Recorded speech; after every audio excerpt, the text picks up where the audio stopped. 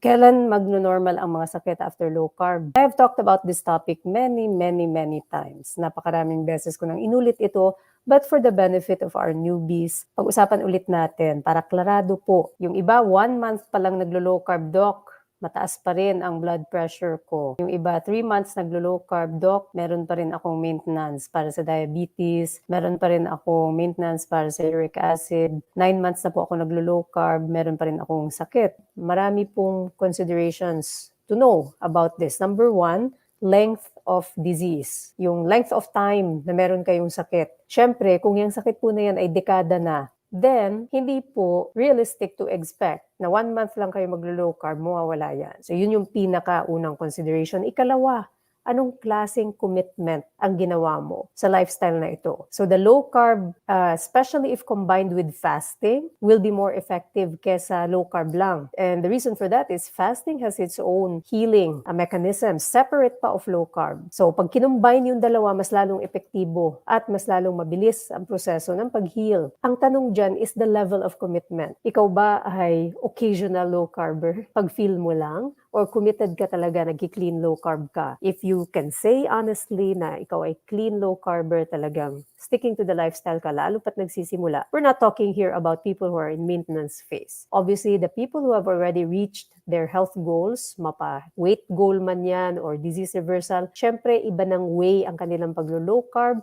They will have more metabolic flexibility. So occasionally, maririnig nyo yung mga terms na carb cycling, yung mga tao na yan, because they're already on maintenance phase, they can eat other things that are not on the food guide, for example. So, for example, the occasional corn, occasional potatoes, but again, not for the newbie. So, to keep things simple and not to confuse yourself, yung atin pong go section, ang ating go-to guide kapag tayo ay nagsisimula pa lang sa lifestyle na ito. So, that's the second thing, level of commitment sa lifestyle. So, gaano mo ka-religiously fina-follow yung go section ng food guide. And then, of course, the third is the other strategies that you are using to be really holistically well. The more that you use the other strategies, like incorporating fasting, incorporating movement, regular movement, stress reduction, proper sleep, then the easier it will be for you, or the sooner na pwedeng ma-reverse mo yung disease condition kasi it's a compounding effect. Nagtutulong-tulong yung mga iba't ibang strategies na yan to really optimize your health. So yan po yung sagot